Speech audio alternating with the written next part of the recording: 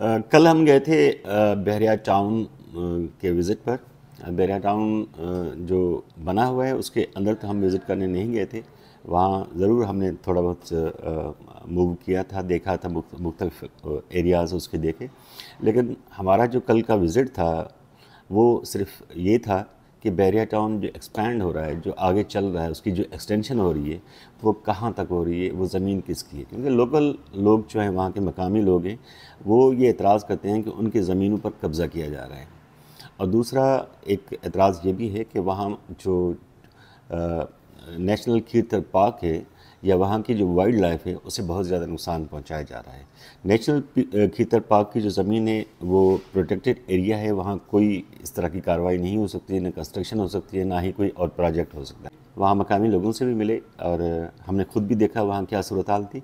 सबसे पहले हम सुन लेते हैं, एक वहाँ लोकल जो है रहने वाला है, देखें वो क्या कहते हैं। ठीक है इमाम अली, मुझे ये बताएं कि यहाँ के आप लोकल रहने वाले हैं, तो आपकी ज़मीनें कहाँ गई हैं? जी ज़मीन तो सारी बेरा ने कब्जा कर ली है। अभी तक तो हमको जो हमारा गांव है उनको भी तंग कर रहे हैं कि जो अब गांव नहीं उठाएंगे तो ज़बरदस्ती भी जो मशीनरी डाल के भी आपको उठाएंगे। तो पहले कब्जा कर लिया तो आपने रेजिस्ट नहीं किया, मज़ामत नहीं की? मज़ामत की है, लेकिन बस वो जो कानून है वो भी उनके साथ है, सारा उनके साथ मिले हुए हैं। हम तो गरीब। आपको उन्होंने क्या कहा था कि पैसे लो? हमसे यही कह रहे हैं कि पैसे लो। अगर हमने बोला हम ज़मीन नहीं दे रहे तो उन्होंने बोला कि ज़मीन नहीं दोगे तो आपको पैसे भी नहीं मिलेंगे और आपकी ज़मीन भी चली जाएगी, आप कुछ भी करो। और लोकल लोग जो ये होते हैं ना, एमएनए एमपी होते हैं, पीपल्स पार्टी वाले, ये क्या करते हैं? ये तो कुछ भी नहीं करते। क्या कहते हैं ये? वो तो कहते हैं ये कि बेरा का मसला है, बस वो यही कह रहे हैं बेरा का मसला है, हमारा मसला नहीं है। तो आपका साथ नहीं देते वो? जी नहीं, साथ नहीं दे रहे। अब ये इमाम अली का मौक़िफ़ था, उसने बताया कि इस तरह उनके साथ किया गया है।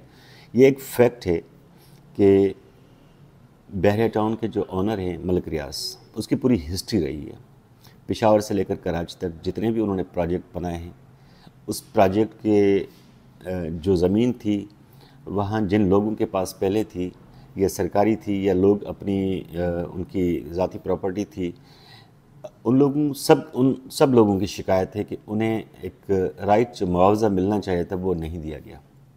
लेकिन इन लोगों का कुछ एतराज़ डिफरेंट है ना, इनकी अपनी ज़ाती ज़मीन भी है और कुछ ऐसे गोट थे, गाँव थे जो पुराने अवाइली थे, सदियों पुराने थे, उनका वो लीज़ थे, रजिस्टर्ड थे सिंध हुकूमत के पास से, उन्हें वहाँ से उठा दिया गया और कहा गया कि ये सरकारी ज़मीन है और सरकारी ज़मीन सरकार की मर्ज़ी है जिसे दे दे। एक तो ये था। दूसरा, वहाँ पे लोगों की जो अपनी प्रॉपर्टी थी वो लोगों को कहा गया कि ये यहाँ पे हमने एक प्रोजेक्ट बनाना है, हाउसिंग स्कीम है हमारी, ये हमारे हवाले कर दें और उसके बाद आपको मुआवजा देंगे। लेकिन मुआवजा कैसे देंगे? जो उनकी मर्ज़ी होगी, जो बहरिया टाउन की मर्ज़ी होगी, उसी के मुताबिक मुआवजा दिया जाएगा, इससे ज़्यादा उन्हें नहीं दिया जाएगा।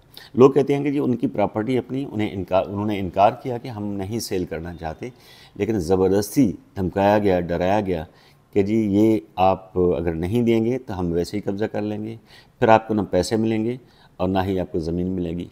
इस डर के मारे उन लोगों ने, कुछ ने बेच दी, कुछ मज़ाहमत कर रहे हैं, कुछ अभी तक रेजिस्ट कर रहे हैं कि वो ज़मीन नहीं देंगे।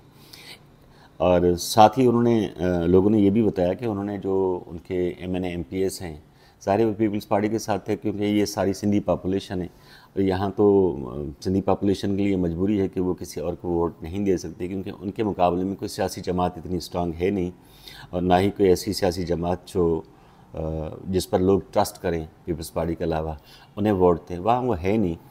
तो वहाँ उनकी एक मोनोपोली है और मर्ज़ी है उनकी, लोगों के पास जाएं, लोगों के काम करें या ना करें, लोगों की मदद करें या ना करें, वोट तो उनको वैसे मिलने हैं, क्योंकि लोग किसी दूसरी जमात को नहीं देंगे, सारे एमक्यूएम को नहीं देंगे। एक तो ये था कि लोग वहाँ काफ़ी तकलीफ़ में भी हैं और उनके एक एतराज़ात जायज़ भी हैं, लेकिन उसे कोई नहीं सुन रहा, ना पीपल्स पार्टी सुन रही है, ना जो इदारे हैं वो सुन रहे हैं। इदारों से मुराद यही है कि जो इस ज़मीनों के मुतालिक अथॉरिटी रखते हैं, जैसे रेवेन्यू डिपार्टमेंट हो गया और दूसरे इदारे हो गए, वो बात नहीं सुन रहे, क्योंकि सब उनके साथ मिले हुए हैं। ऑफ कोर्स मलिक रियाज जिस स्टेज से आए हैं और जहाँ पहुँचे हैं, तो उनकी बहुत बड़ी पहुँच है, बहुत बड़े ताल्लुकात हैं उसके, उस जगह तक ताल्लुकात हैं जहाँ से लोग पाकिस्तान के या पाकिस्तान के जो इदारे हैं उन्हें कोई इनकार नहीं कर सकते। इस तरह की अप्रोच है उनकी। दूसरा जो वहाँ पे इशू था वो था वाइल्ड लाइफ का। ज़ाहिर है इतना बड़ा एरिया जो है, बड़ा जो फॉरेस्ट था उसे क्लियर किया गया है, तो यहाँ वाइल्ड लाइफ भी थी। वाइल्ड लाइफ जो इस इकोसिस्टम को बैलेंस रखती है, और जब ये इस पूरे इलाके को साफ़ कर दिया गया तो वो वाइल्ड लाइफ उस एरिया से दूर चली गई। चिनकारा जो है हिरन है, वो आप सुनते होंगे खीरथर एरिया के अंदर, वो उसका नेचुरल हैबिटेट है, उस एरिया में रहता था। उस एरिया को साफ़ किया गया है, वहाँ से वो दूर चला गया है। अब हम चिनकारा को वहाँ उस एरिया के अंदर नहीं देख सकेंगे क्योंकि वो पूरे का पूरा फ्लैट बना दिया गया, खाली कर दिया गया है। इसके अलावा बहुत सारे और जानवर थे, परिंदे थे, रेप्टाइल्स थी। यकीनन उसका नेचुरल एक हैबिटेट था, उसे डैमेज किया गया है, डिस्ट्रॉय किया गया है। और उसके अलावा बिल्कुल ही उसके साथ खीरथर नेशनल पार्क है जो प्रोटेक्टेड एरिया है। वहाँ इतनी सारी इंटरवेंशन हो रही है, इतनी सारी इंसानी जो है मुदाखलत है उस एरिया के अंदर, तो यकीनन वहाँ जो वाइल्ड लाइफ है जो प्रोटेक्टेड एरिया के अंदर है वो भी बड़ी मुतासर हुई होगी। और उस एरिया के अंदर लोग जो है जिस तरह यहाँ मशीनें काम कर रही हैं, जिस तरह उस एरिया को खाली कराया गया है, तो वहाँ से जानवर निकल कर किसी दूसरे एरिया में चले गए होंगे डेफिनेटली। और उसके अलावा जो तीसरी चीज़ थी वो वहाँ के लोगों ने दिखाई कि जो फ्लैट जो क्लियर किया गया है, फॉरेस्ट को हटाया गया है, जहाँ से पूरा जो है ना अब वो कंस्ट्रक्शन के लिए मैदान बना हुआ है, वहाँ पे नेशनल खीरथर पार्क के बोर्ड लगे हुए थे।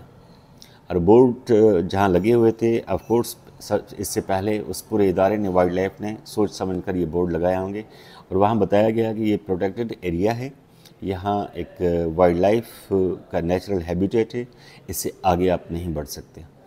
उस बोर्ड को भी वहाँ से हटाया गया। वहाँ जो इनके कंस्ट्रक्शन कंपनीज़ थी, यानी कि मलक रियाज वालों की कंपनी थी, वहाँ उस एरिया को पूरा हटा दिया गया, खाली कर दिया गया, वो बोर्ड ख़त्म कर दिया गया ताकि किसी को पता ही नहीं चले कि यहाँ पे नेशनल खीरथर पार्क है जो प्रोटेक्टेड एरिया है, जो डिक्लेयर्ड है। अब उसमें 2-3 लोगों से बात हुई जो ये कहते थे कि जी हमें सिर्फ यही कहा जाता है कि हम लोग तरक्की के मुखालिफ हैं। वो कह रहे थे कि वो तरक्की के मुखालिफ नहीं है। बहरिया टाउन जो बना है यकीनन एक बहुत बड़ी कंस्ट्रक्शन है, बहुत बड़ा एरिया उसको दिया गया है और उसके बाद उसकी कंस्ट्रक्शन भी बहुत बेहतरीन तरीके से हुई है। वो इसके मुखालिफ नहीं है, वो सिर्फ मुखालफत इसकी कर रहे हैं कि जो नेचुरल हैबिटेट है वाइल्ड लाइफ का वो डैमेज ना किया जाए, और दूसरा उनकी जो ज़मीनें हैं, उनके जो घर हैं सदियों पुराने, उन्हें ज़बरदस्ती कब्ज़ा ना किया गया। ये उनकी एक जायज़ बात थी, लेकिन कौन सुनेगा इस मुल्क में उनकी बात? कोई नहीं है। जिसके पास हुकूमत है, जिसके पास अख्तियार हैं, जिसके पास पार हैं इस चीज़ को रोकने के लिए, वो सारे के सारे मलक रियाज के साथ हैं। तो मुझे नहीं लगता कि लोगों की कोई बात सुनी जाएगी। और जो लोग वहाँ रिएक्ट कर रहे थे वो यकीनन मैं आपके साथ शेयर भी नहीं कर सकता जिस तरह का वो रिएक्ट कर रहे थे। लेकिन ये कभी न कभी रिएक्शन होना है लोगों का। जब आपका कानून ख़त्म हो जाए, जब आपकी अदालतें ख़त्म हो जाएं, लोगों को इंसाफ मिलने के लिए कोई रास्ता ना मिले, तो वहाँ ऐसा रिएक्शन आता है जो इंतहाई ख़तरनाक होता है। और ये मैं कल देख कर आया हूँ।